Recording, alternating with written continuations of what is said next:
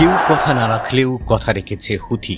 ইয়েমেনের বিদ্রোহী গোষ্ঠীটির আরব রাজা বাদশার মতো কারিকারি অর্থ নেই, সামনে নেই আয়েশি খাবার সারি সারি। তবে হুথির আছে মনোবল।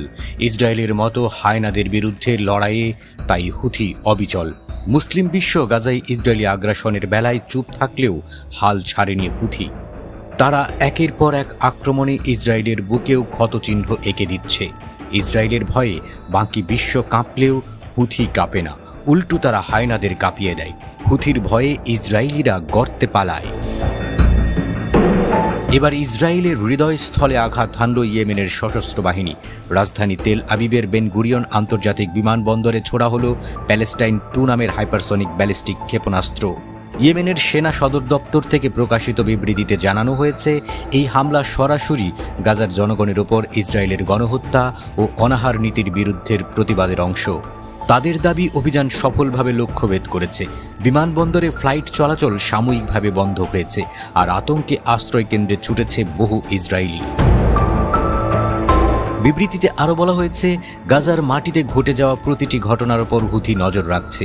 ইয়েমেনি বাহিনীর পূর্ণ বিশ্বাস, ফিলিস্তিনি প্রতিরোধ যোদ্ধারা শত্রুর পরিকল্পনা ব্যর্থ করবে, অবরুদ্ধ অঞ্চল দখল ও জনগণকে উৎখাতের চক্রান্ত ভণ্ডুল করবে।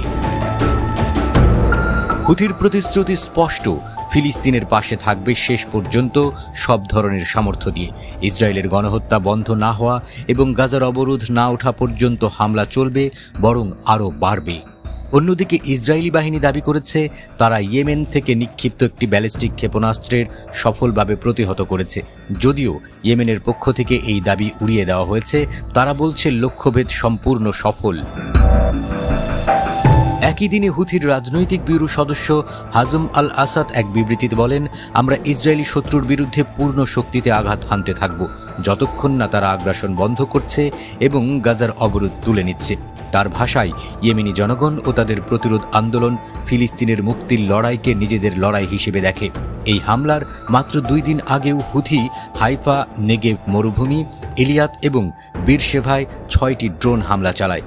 লক্ষ্যবস্তু ছিল গুরুত্বপূর্ণ অবকাঠামো এবং কৌশলগত কেন্দ্র।